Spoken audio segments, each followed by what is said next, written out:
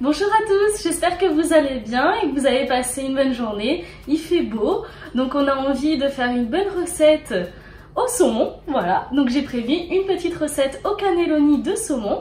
Donc tenez-vous prêts, il va y avoir deux préparations différentes avec ma sauce au saumon et ma farce au cannelloni à la brousse et au saumon. Voilà, donc n'oubliez pas de me soutenir un maximum avec vos proches tout autour de vous en vous abonnant et en commentant tout simplement si vous aimez mes vidéos.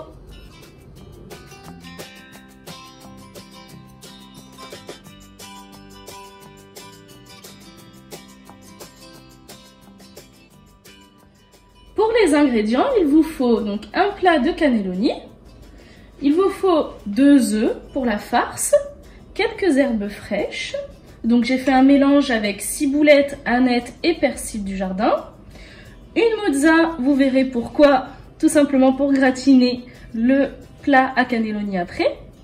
Pour la sauce et pour lier le tout, il vous faut donc du saumon frais que j'ai coupé au préalable, ici 280 g de saumon. Ensuite, 50 centilitres de crème fraîche entière et épaisse. 200 g de gruyère, mais on va en utiliser beaucoup moins.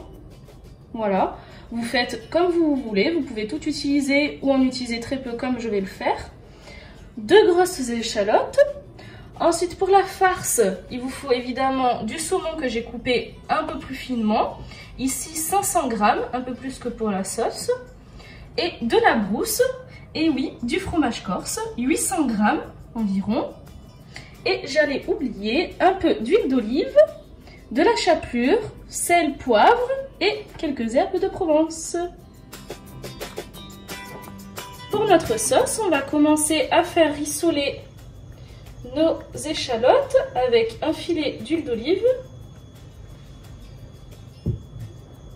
Évidemment, on met l'huile à chauffer à feu vif au début et après on ralentira un petit peu le feu.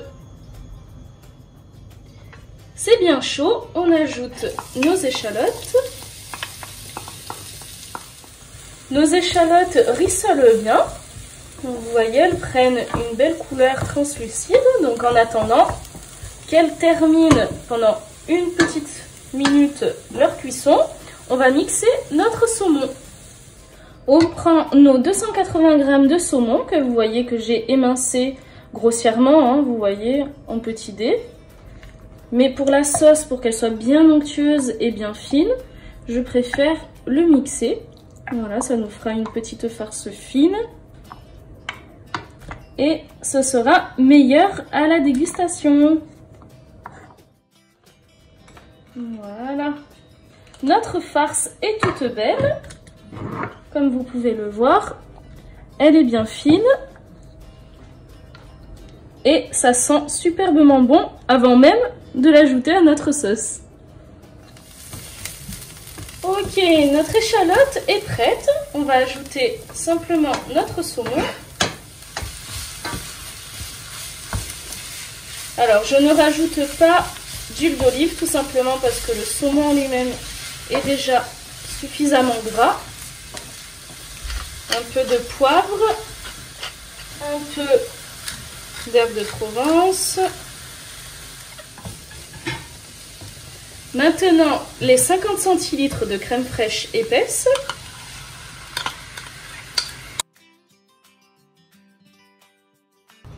Quelques herbes à nouveau. Notre sauce toute simple pour lier nos cannelloni est prête. Voilà, vous voyez, il suffit juste de mixer un peu de saumon avec quelques herbes, de la crème fraîche et une échalote.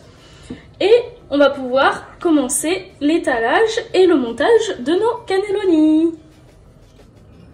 Pour notre farce, je vous rappelle les quantités. Donc ici, j'ai 800 g de brousse fraîche, un fromage corse. Donc c'est délicieux, c'est un goût un peu subtil et qui n'est pas très fort. C'est parfait pour une farce. Donc vous pouvez très bien utiliser de la ricotta si vous n'avez pas de brousse chez vous. Ensuite, on va tout simplement ajouter nos 500 g de saumon frais que j'ai coupé de manière un peu plus fine que pour la sauce, vous voyez. Hop, j'ajoute tout ça.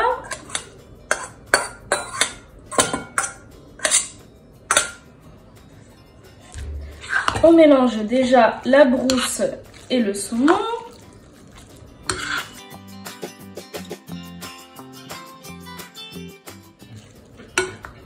Maintenant, je vais ajouter un peu d'échalote. Donc j'avais coupé 2 grosses échalotes.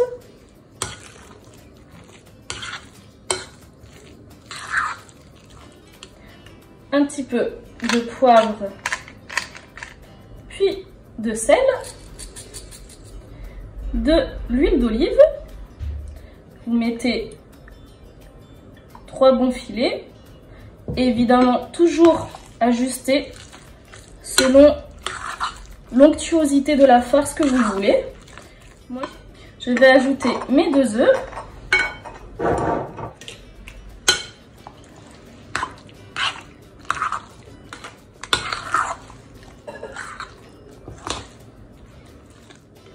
Ajouter un tout petit peu d'herbe parce que j'en ai déjà mis un peu trop dans la sauce. Donc voilà, juste un tout petit peu pour donner vraiment un soupçon de goût herbacé. Et puis encore un petit tour de poivre. Un petit peu de chapelure pour faire tenir notre farce.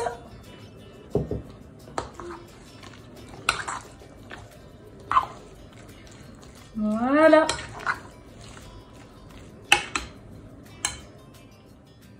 Pour le montage de nos cannelloni, vous voyez, j'ai sorti mon gros plat à four.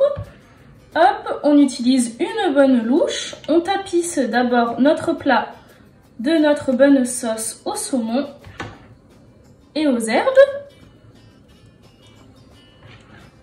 Et ensuite, on va pouvoir faire le montage de nos cannelloni avec notre bonne farce. Je mets toujours un poil de gruyère dessous pour que ce soit bien fondant. Et maintenant, on va monter nos cannelloni. Pour le montage de nos cannelloni, alors moi, c'est à la manière traditionnelle. Je prends la farce à la main pour mettre dans mon cannelloni. Alors c'est parti. Donc on prend la farce et on pousse.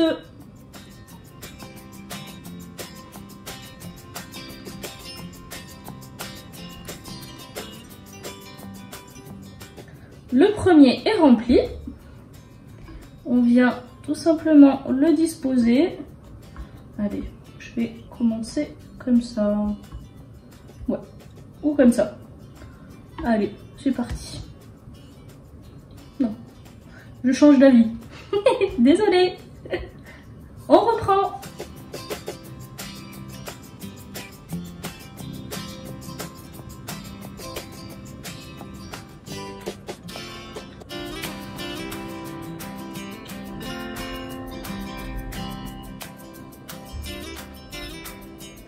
On a fait l'atelier du montage ensemble.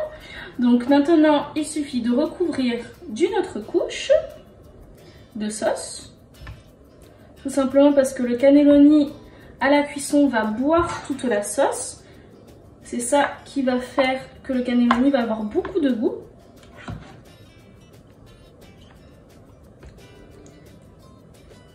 Puis on mettra un peu de gruyère et quelques bouts de mozza parce que ça c'est mon petit secret. Pour les lasagnes ou les cannelloni, j'en rajoute juste des tout petits bouts parsemés sur le dessus, ce qui va rendre encore plus onctueux le cannelloni à la cuisson. On va mettre les petits morceaux de mozza comme je vous ai dit, un petit peu de partout pour rendre le tout bien onctueux à la sortie du four. Puis du gruyère.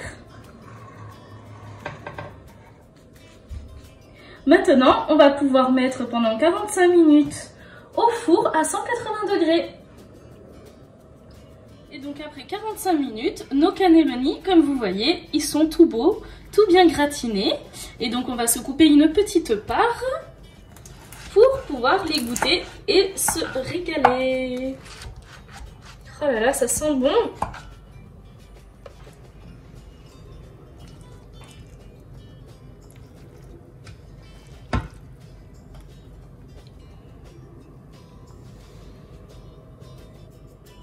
Voilà, après 45 minutes de cuisson, nos cannelloni sont prêtes à être dégustées. On va se régaler. J'espère que ça vous donne envie de faire cette recette avec moi en vidéo ou sinon avec l'une de mes autres recettes. Vous avez le choix.